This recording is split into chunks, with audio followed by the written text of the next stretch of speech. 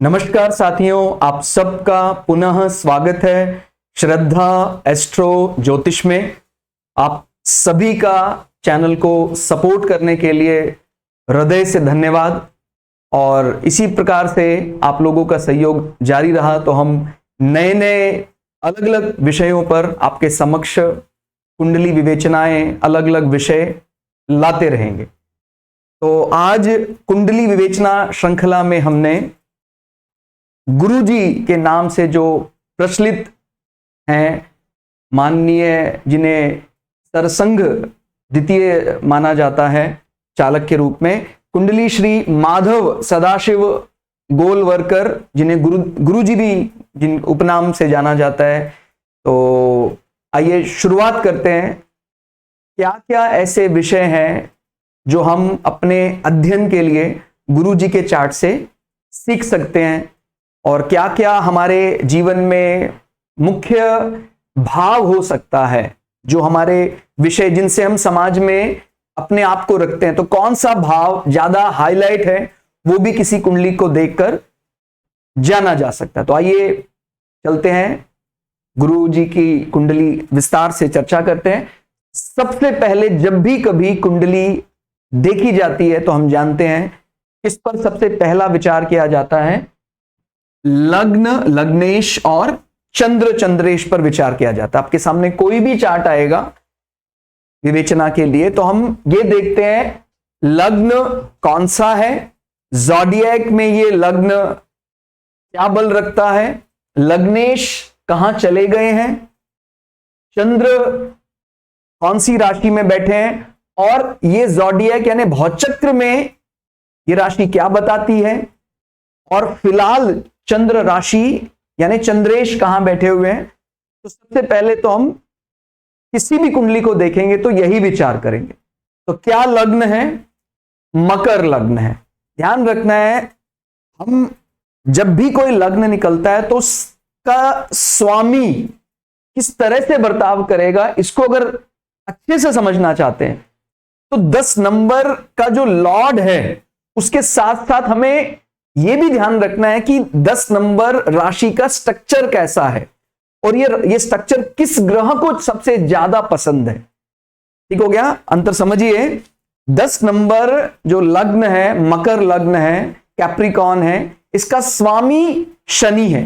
लेकिन शनि अलग अलग प्रकार का बर्ताव हम देखते हैं। कई दफा वो एकदम एक वैराग्य को भी शनि रिप्रेजेंट करता है, कई दफा एक कमांडर का भी रूप दिखाई देता है उनके अंदर, एक जो अपने कार्यों को बड़ी तेजी से करना चाहता है, वैसी ऊर्जा। तो जो मंगल स्वरूप शनि के अंदर समाया हुआ है गुप्त रूप से, वो मकर है। क्योंकि मकर का आगे का हिस्सा जो माना जाता है, मकर राशि को जो हम पढ़ते हैं, वो आगे के दिखते हैं एक प्रकार का, वो कोई बकरे के जैसा, यानी जैसे एरीज दिखाई देता है। और पिछला जो हिस्सा है मकर राशि का, वो एक क्रोकोडाइल है जो पानी के अंदर रहता है। तो कई दफा भ्रम हो जाता है कहीं ये मेष राशि जातक तो नहीं है। तो आप समझ रहे होंगे, यानी मंगल का ये फेवरेट राशि माना जाता है। ठीक हो गया?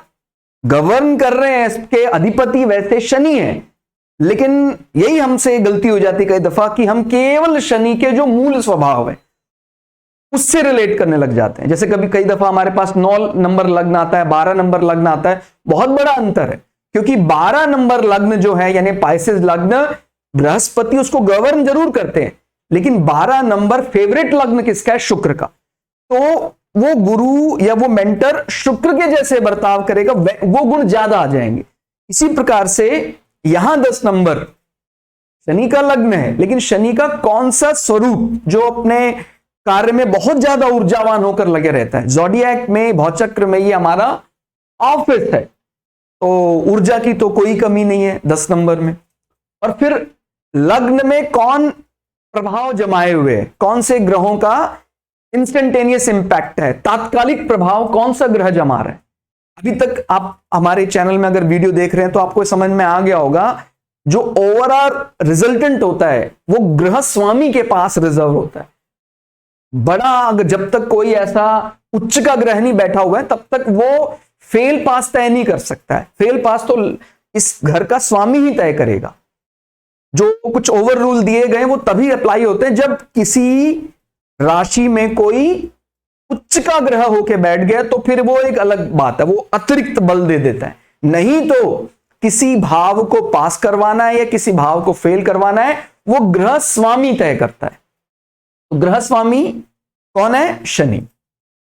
और बैठे हुए एलिमेंट कौन है, कौन कौन से प्रभाव? तो केतु महाराज। ध्यान रखना है, केतु को हम बोलते हैं, वैसे केतु का स्ट्रक्चर है, हम उसको बोलते हैं कि वो अंतर्मुखी होकर कार्य करता है। लेकिन एक केतु का ऐसा गुण है जो उसको मंगल के समान ले आता है, यानी गुप्त पराक्रम। अपने साधनाओं को लेकर जो एक जिद है, लेकिन वो जिद बहिर्मुखी होने के लिए नहीं है, राजनेता बनने के लिए नहीं है। जैसे राहु की जो जिद है वो देखने के लिए, दिखावा करने के लिए, बाहर आने के लिए। केतु भी जिद्दी होता है, लेकिन वो अपनी जो उसका जो बल है उस जिद का इस्तेमाल करता है आध्यात्म को बढ़ाने के लिए, अपने अंतरचक्षुओं को खोलने के लिए। तो वो जो बोलते गुप्त पराक्रम, वो केतु का विषय। तो बोलते कुजवत केतु। कुजवत केतु यानी मंगल के समान जो पराक्रमी है केतु, वो अगर मंगल की फेवरेट राशि में बैठा है तो जातक को पराक्रमी तो बना देगा। लेकिन जातक इस प्रकार से नहीं है कि मैं उस पराक्रम का बहिर्मुखी होकर इस्तेमाल करूं, मैं उस पराक्रम का कोई पॉलिटिकल बेनिफिट लेने के लिए इस्तेमाल करूं। ऐसा स्वभाव सामान्यतः केतु से हम एक्सपेक्ट नहीं करते हैं। तो आप अंतर समझ रहे हैं, पराक्रम है लेकिन वो अंतर्मुखी हो जाने के लिए, अपने आध्यात्म को चरम पर ले जाने के लिए वो पराक्रम होता है। ठीक हो गया। तो हमने देखा लग्न क्या मिला, मकर लग्न। मकर लग्न किस प्लैनेट से ज्यादा मैच करता है? मंगल से। तो मंगल की प्रवृत्ति आ गई, मंगल का ये एक्साइटेड हाउस मान, यानी मंगल यहां पर पूर्ण बली हो जाते हैं। तो हम समझ सकते हैं मंगल को यानी कमांडर को कोई राशि ऐसे तो फेवरेट नहीं होगी, कुछ ना कुछ उसके कैरेक्टरिस्टिक्स मैच करने वाले गुण होने चाहिए भाव में, तभी उसको अच्छा लगेगा। तो मंगल का एक कह सकते हैं कुछ गुणों में जो समानता रखता है ग्रह केतु, वो जब आ गया है तो गुप्त पराक्रम तो देगा ही देगा। अपने कार्यों को जो भी स्पिरिचुअल मैटर है, आध्यात्म को लेकर है, कोई ऐसी साधना, अपने प्राणों को न्यौछावर करने के लिए भी केतु बिल्कुल नहीं परेशान होता। अगर उसको कोई ऐसा विषय आ जाए कि भाई प्राणों का भय नहीं है, कोई बात नहीं, इस प्रकार के विषयों के लिए जो पराक्रम चाहिए वो केतु का मुख्य विषय बन जाता है। ठीक हो गया। तो अगर आप गुरु जी के चरित्र को, जीवनी को पढ़ेंगे तो आपको समझ में आ जाएगा। कई बार ऐसा हुआ देश में, चाहे पार्टीशन बंटवारे के समय रहा हो, चाहे कश्मीर विलय को लेकर रहा हो, तो सरदार वल्लभ भाई पटेल जी ने गुरु जी को ही यह कार्य सौंपा था एक प्रकार से कि आप जाके राजा हरि सिंह जी से बात कीजिए और इस मैटर को किसी तरह से रिजॉल्व कराइए। तो उसमें काफी हद तक कामयाब भी रहे गुरु जी। उन्होंने अपनी बातों को उनके सामने रखा और बातों के बहुत बढ़िया धनी थे। वो हम आगे चर्चा करेंगे किस कारण से उनको, वो वैसे विज्ञान के स्नातक गुरुजी माने जाते हैं। उन्होंने जियोलॉजी में अपना बैचलर कंप्लीट किया था और आगे मास्टर्स भी किया। तो विज्ञान के विद्यार्थी होकर भी, चाहे राजनीति शास्त्र हो, अर्थशास्त्र हो, कोई भी विषय हो, दर्शन शास्त्र हो, बड़ी बहुत अच्छी पकड़ थी। तो वो कुंडली में कौन सा ऐसा भाव है? एक दफा ऐसा होता है कि भाई हमारा एजुकेशन डिग्री हमारे पास बहुत ज्यादा है, लेकिन हम किसी एक विषय को भी नहीं किसी के सामने रख सकते हैं। और कई दफा ऐसा हो जाता है कि हमने सिर्फ विज्ञान के विषय में अपना डिग्री लिया है, लेकिन हम सभी विषयों पर बराबर बोल सकते हैं। वो कुंडली में कौन से ऐसे भाव है, कौन से ऐसे योग हैं जो हमें बोलने पर इतना बढ़िया बना देते हैं?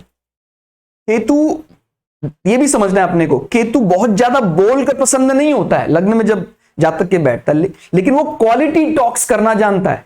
कम शब्दों में ज्यादा, क्या बोलते हैं, वजनदार बात करना केतु जानता है, अगर वो लग्न में बली होकर बैठ जाए। तो इस प्रकार से अपने हमने देखा कुजवत केतु का ये प्रभाव मंगल के समान कुछ कुछ प्रभाव देगा।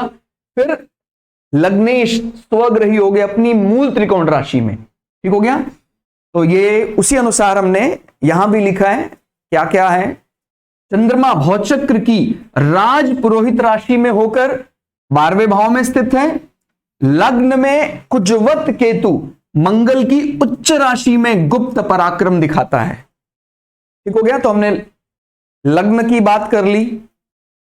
लग्नेश अपनी मूल त्रिकोण राशि में बैठे हुए हैं। ये मूल त्रिकोण का अर्थ क्या होता है? किसी प्लैनेट का ज्यादा फॉर्मल स्टेट, यानी हम अपने घर में सामान्यतः थोड़े से इनफॉर्मल हो जाते हैं कि भाई कोई बात नहीं, आता है तो हम जैसा भी हमारा परिधान है हम ज्यादा ध्यान नहीं रखेंगे। लेकिन अगर कहीं हमें ऑफिस जाना है तो हम अपने परिधान को उसी प्रकार से व्यवस्थित करना पड़ता है हमारे सीनियर्स जूनियर्स के सामने। तो वहां थोड़ा सा ज्यादा फॉर्मल होना पड़ता है, अपनी रूप को लेकर, अपने शब्दों को लेकर भी। तो जब भी ये शब्द इस्तेमाल करते हैं कि ये इस ग्रह का मूल त्रिकोण है, तो वो ज्यादा ऑफिस के कार्यों के लिए, अपने फॉर्मल टॉक्स के लिए बहुत बढ़िया माना जाता है। तो शनि दूसरे भाव, जो वैसे भी वाणी का भाव माना जाता है, लेकिन कौन सी वाणी?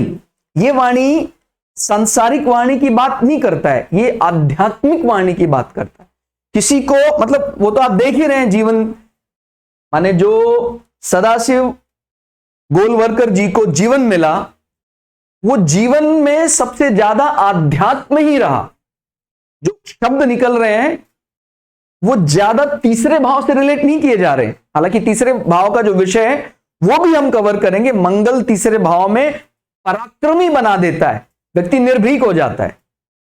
लेकिन हम ज्यादा जान रहे हैं गुरु जी को दूसरे भाव से।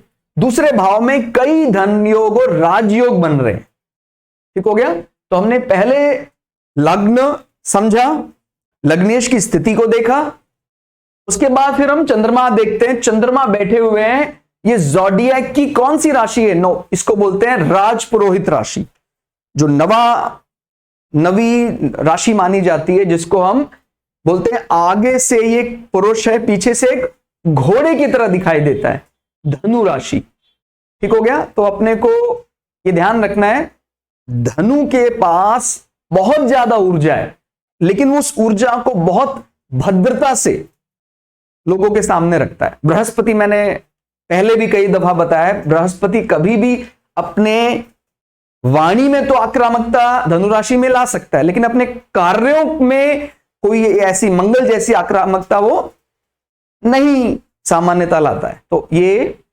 धनु राशि, आप राशि और लग्न में अंतर कर पा रहे होंगे। हम समाज में जब हमारी जो इमेज आती है वो लग्न से आती है, लेकिन हम खुद किस प्रकार से बर्ताव करते हैं वो धनु राशि से। अपने कार्यों को लेकर वो एक, जैसे राजा के दरबार में काम करने वाला राजपुरोहित अपनी बातों को, भाई वो नियम के लिए अपने को एकदम स्ट्रिक्ट होना चाहिए, तो उस प्रकार से बात रखते हैं। और इमेज कैसी बन रही है समाज में? वो लग्न से, मकर लग्न, यानी जो भी व्यक्ति देख रहा है गुरु जी को दूर से, वो मकर लग्न, तो आप समझ रहे हैं कमांडर का फेवरेट लग्न, तो ये इमेज गई। और हम स्वयं कैसे एक्ट कर रहे हैं? राशि धनु राशि, तो काफी मतलब कुछ सिमिलरिटीज दिखाई देती है राशि और हमारे लग्न में। आप समझ रहे, कार्य क्षेत्र को मिला दे अगर तो काफी ज्यादा, क्योंकि यहां पर भी कुछ ना कुछ राशि संबंध है, वो अग्नि तत्व दिखाई देता है, और अग्नि का संबंध डायरेक्टली इनडायरेक्टली मंगल से होता ही होता है। और ये फिर जो राशि है, ये फेवरेट राशि है मंगल की, तो वो अपने कार्यों को लेके बड़े निर्भीक। जब राष्ट्रीय स्वयंसेवक संघ पर कुछ दिनों का प्रतिबंध लगाया गया था, महात्मा गांधी जी के हत्या के आरोप में कुछ ऐसा प्रतिबंध लगा, उस समय गुरु जी को ये चीजें आसपास, उनको आसपास ऐसा वातावरण बनने लगा कि आपको कुछ समय के लिए अपने जगह से चले जाना चाहिए। लेकिन गुरु जी ने बोला कि नहीं, मैं अपने, मेरा जो जहां मेरा कार्यक्षेत्र है, मैं उस कार्यक्षेत्र को छोड़ने वाला नहीं, मैं तो आम लोगों के लिए सेवा करता हूं जैसे। तो ये जो इस निर्भीकता के लिए भी कहीं ना कहीं अपने पराक्रम होना चाहिए। नहीं तो व्यक्ति क्या सोचता है, मैं कुछ दिनों के लिए अपने अंडरग्राउंड हो जाता हूं, मैं अपने कार्य क्षेत्र से दूरी बना लेता हूं। उनको जेल में भी जाना पड़ा, लेकिन उसके बाद तुरंत ही ये बात समझ में आ गई, वो जो बैन लगा था वो 6 महीने के भीतर भीतर वो हट भी गया। तो ये पराक्रम कहां से आया? कहीं ना कहीं लग्न और राशि दोनों का ही बल है। और कह सकते हैं राष्ट्रीय स्वयंसेवक संघ ने जो अपनी सबसे बड़ी प्रगति की है वो गुरु जी के ही काल में की है। लगभग 30 वर्ष गुरु जी ने अपना जीवन संघ को आगे पहुंचाने पर लगाया। और ऐसा बोलते हैं डॉक्टर हेडगेवार के बाद जो गुरु जी का समय रहा, ये सबसे ज्यादा प्रभावशाली समय रहा। और जो बाद में प्रचारक के रूप में वास करने का प्रचलन ज्यादा हो गया, उसमें भी मुख्य भूमिका गुरु जी की रही। वो हम लग्न से भी चार्ट से देख सकते हैं कि हमारा मन यानी चंद्रमा कहां है? 12वें भाव में। 12वां भाव यानी हमारा ज्यादा समय व्यतीत होता है जन्म स्थान से बाहर, दूर ही दूर रहे। मतलब हमेशा ऐसा बोलते थे कि गुरु जी का ज्यादा समय ट्रेन में ही बीतता था, यानी ट्रैवलिंग में, इधर से उधर, कभी यहां आज कहीं, आज यहां प्रवास कर रहे हैं गुरुजी, आप यहां प्रवास कर रहे हैं। तो इस प्रकार से हम अपने से भी रिलेट कर सकते हैं कि आपके सामने कोई चार्ट आया है, आपके मन का स्वामी चंद्रमा बाहर 12वें भाव में बैठा हुआ है, लग्नेश का संबंध 12वें भाव, 9वां भाव, तृतीय भाव से बन रहा है, राहु केतु का संबंध लग्न से बन रहा है। ठीक हो गया? तो यहां पर एक बात और यहां बहुत अच्छी समझने वाली है। कई दफा हमें ऐसा भी मतलब विचार आ सकता है कि भाई इन्हें केवल हिंदू प्रवर्तक माना गया, ऐसा नहीं है। गुरुदेव ने सभी को, इस देश यानी इस राष्ट्र में रहने वाले सभी व्यक्तियों के लिए कार्य किया। उनका केवल इतना मानना था कि जो इस देश को अपनी मातृभूमि मानता है, चाहे उसकी पूजा पद्धति कोई भी हो, हम उनके अधिकारों के लिए खड़े हैं, उनकी पूरी सहायता करेंगे। और वो भी हम लग्न से समझ सकते हैं। कारण जब भी कभी लग्न में राहु केतु प्रभाव आता है तो व्यक्ति अपने साथ साथ जो हमारे पूजा पद्धति का नहीं है उनके लिए भी बड़ी सिंपैथी रखता है, चाहे बाहर वाला व्यक्ति कुछ भी समझ रहा हो। तो ये भी हम समझ सकते हैं कि केतु पर छोटा मोटा प्रभाव नहीं है, गुरु का प्रभाव, बृहस्पति की 9वीं दृष्टि है। तो वो अपनी पूजा पद्धति, अपने कास्ट सिस्टम से बाहर के लोगों को भी पूरा मान सम्मान देंगे। ठीक हो गया? तो ये हमारे लिए एक एग्जाम्पल रूप में भी हम अपने चार्ट में कभी कोई देखते हैं, याद रख सकते हैं कि कभी ऐसा हो तो हम, क्योंकि राहु केतु को क्या मानते हैं? फॉरेनर्स, बाहर के व्यक्ति जो हमारी पूजा पद्धति से अलग हैं, उनके प्रति भी हम बहुत ज्यादा साधुवाद, सिंपैथी रखेंगे। तो 12वें भाव में अपने को समझ में आया, मन 12वें भाव में है, तो बोलते हैं भारत की कई बार उन्होंने पूरी यात्रा कर ली।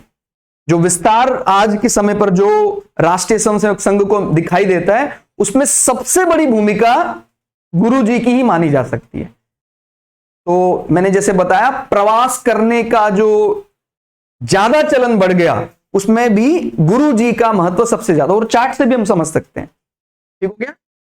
जो 7वां भाव है, 7वां भाव हमारा पार्टनरशिप माना जाता है, स्पाउस माना जाता है।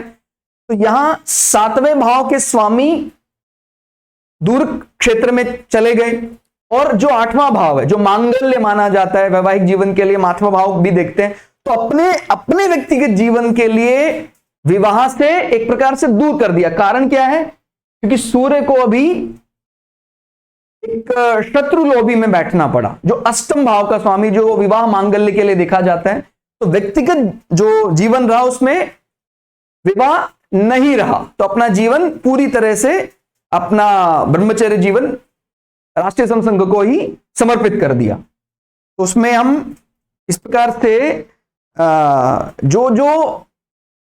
जो कई दफा हमें कमियां दिखाई देती हैं, वो एक इस प्रकार से एडवांटेज के रूप में, एक बहुत बड़े लाभ के रूप में हम उसको भी समझ सकते हैं। कई दफा कोई ऐसा चार्ट आता है, हमें लगता है भाई ये संबंध क्या बना रहा है, 7वें भाव का स्वामी 12वें भाव में चला गया, जिसको त्रिक भाव भी माना जाता है।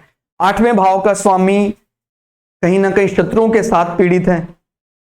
लेकिन ये एक बहुत बड़ी उपलब्धि के रूप में अभी सामने हमारे, तो हमें ये गुरु जी के चार्ट से हम सीख सकते हैं कि हर बार ऐसा नहीं है कि 7वें भाव का स्वामी बहुत बली स्थिति में है तो ही हमारा जो गृहस्थ जीवन, या कहें कई कई दफा में क्या लगता है गृहस्थ जीवन से ही हमारा समाज में मान सम्मान बढ़ सकता है। ऐसा नहीं है, बहुत बहुत ऐसे चार्ट हैं जो ब्रह्मचर्य वानप्रस्थ संन्यास से ही अपने जीवन को बहुत ऊंचाई तक लेकर गए हैं। तो और उसमें क्या अगला पॉइंट आ सकता है, गुरु जी की प्राणी विज्ञान, दर्शन शास्त्र, राजनीति शास्त्र, अर्थशास्त्र, अंग्रेजी भाषा, माने कोई ऐसा विषय नहीं था जब बीएचयू में गुरुजी को लेक्चरर के रूप में रखा गया तो वो नियुक्त हुए थे प्राणी विज्ञान, जियोलॉजी पढ़ाने के लिए। लेकिन उनके जो गुणों को देखते हुए, दूसरा भाव हमारा जो वाणी का होता है, और जब उनकी वाणी सुनने लग जाते थे विद्यार्थियों को, मतलब आजकल के परिप्रेक्ष्य में तो ज्यादातर जो हमारा टॉक्स हैं, जो वो बातचीत है, वो तीसरे भाव से देखते हैं। भाई हमने अपना कोई ऐसा आध्यात्मिक संबंध स्थापित ही नहीं कर पाए। लेकिन अगर कोई टीचर स्टूडेंट्स के सामने एक आध्यात्मिक संबंध के रूप में अपनी बातों को रख रहे हैं, चाहे वो जियोलॉजी पढ़ा रहे हैं, उसमें भी कहीं ना कहीं डायरेक्टली इनडायरेक्टली आध्यात्म दिखाई देता है, तो वो दूसरे भाव का बड़ा बल है। तो उनको आप कोई भी विषय दे दें, तो बीएचयू में उन्होंने जियोलॉजी के लिए ज्वाइन किया था, बाकी वो बीए के लिए भी क्लासेस लेते थे, यानी कुछ क्लासेस इंग्लिश और कुछ और अतिरिक्त 8 सब्जेक्ट भी वो गुरुजी पढ़ा दिया करते थे। और इनफैक्ट जो ये नाम मिला है गुरुजी, वो भी राष्ट्रीय स्वयं संघ ने नहीं दिया है, वो दिया है बीएचयू, बनारस हिंदू यूनिवर्सिटी के जो विद्यार्थी रहे, जिनको गुरुजी ने पढ़ाया।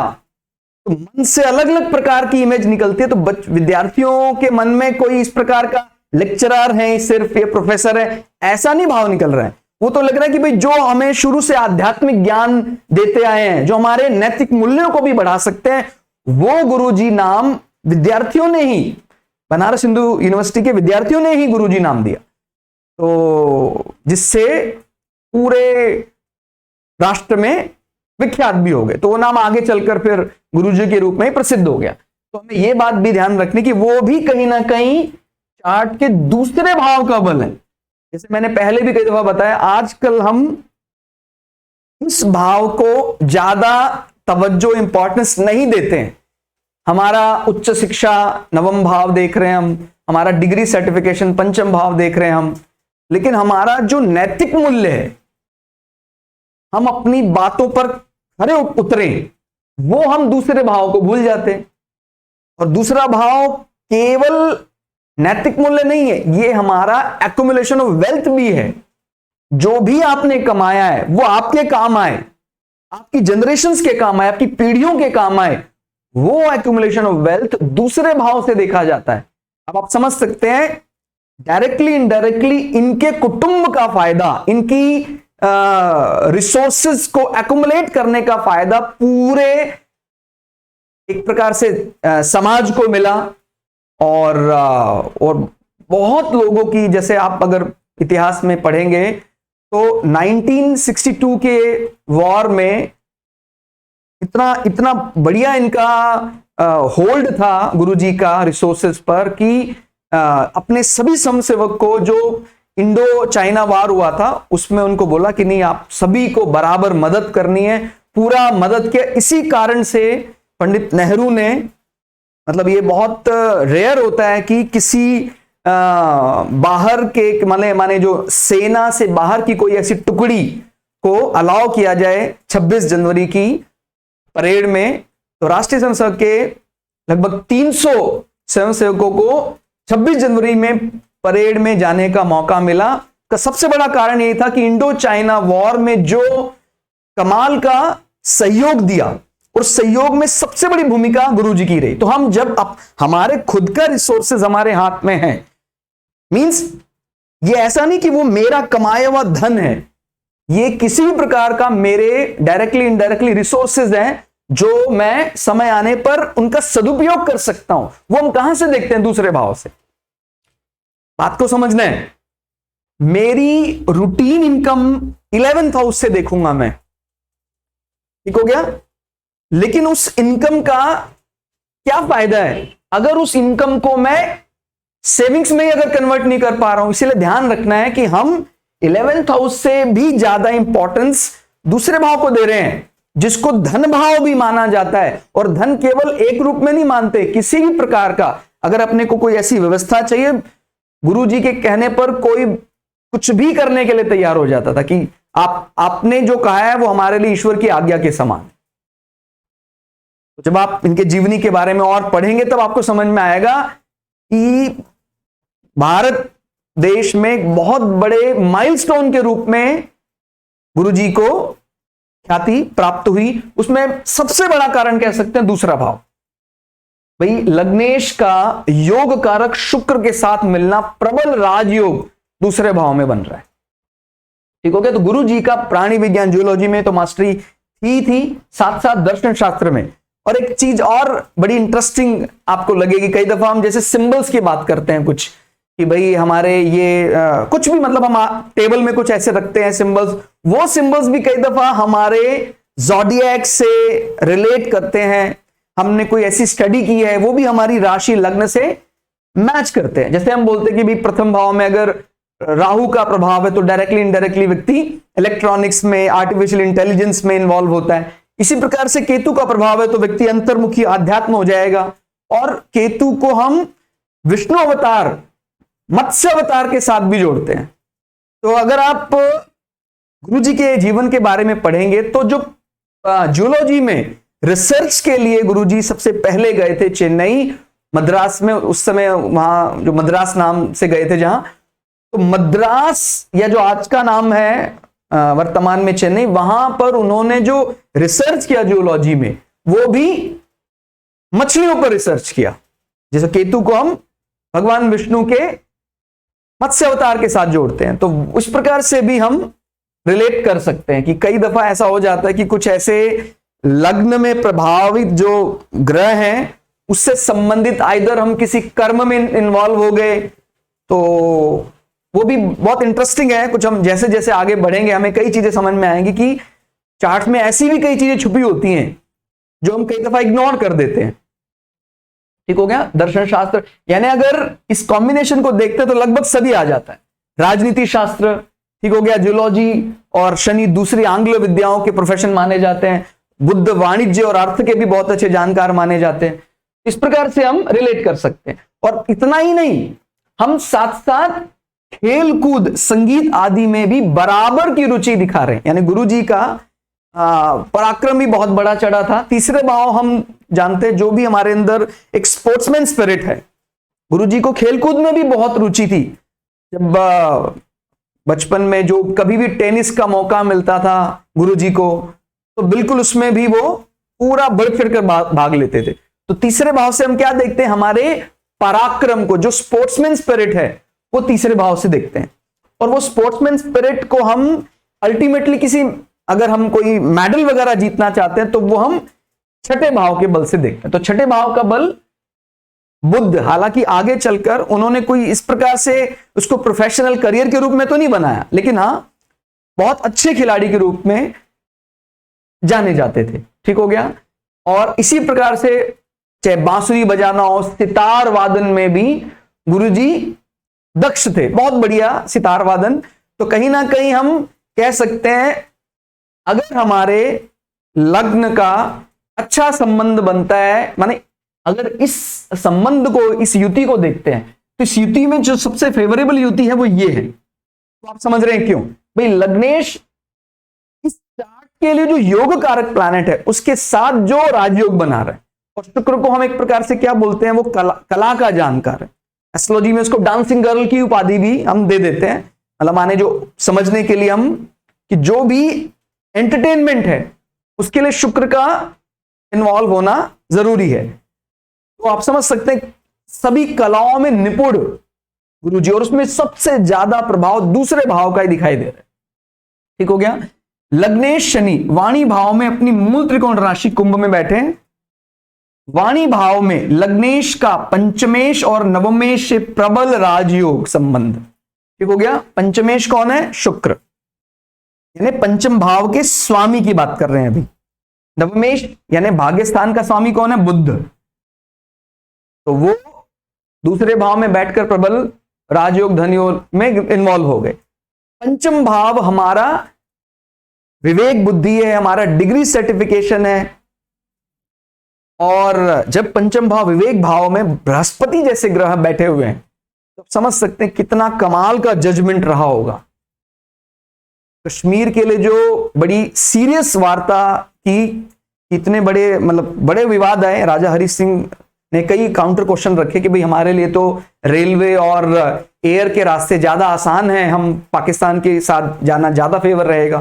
तो किस प्रकार से उन्होंने अपने विवेक से उनको कन्विंस किया कि हम जल्दी ही रेलवे से और दूसरे रास्तों से भी कश्मीर को पूरी तरह जोड़ देंगे। तो तब उन्होंने इस चीज को माना, स्वीकार किया। तो बृहस्पति का पंचम दृष्टि नवम भाव में भी है और बृहस्पति की सातवीं दृष्टि इच्छा पूर्ति भाव में भी है और नवम दृष्टि से लग्न को भी बली कर रहे हैं।